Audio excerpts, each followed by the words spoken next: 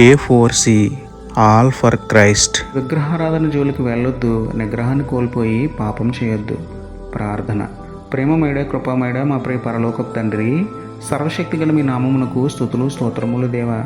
అయ్యా, క్రైస్తవులుగా ఉంటూనే విగ్రహారాధన చేస్తున్న వారిని ఒక్కసారి జ్ఞాపకం చేసుకోండి తండ్రి. కొడుపే దేవుడిగా కొందరు, డబ్బే దేవుడిగా ఇంకొందరు, ప్రేమ అనే పేరుతో మనిషిని ఆరాధిస్తూ మరికొందరు వివిధ రకాలైన విగ్రహారాధనలో పడి మీకు విరోధంగా ప్రవర్తిస్తున్నారు. వారిని మార్చండి తండ్రి.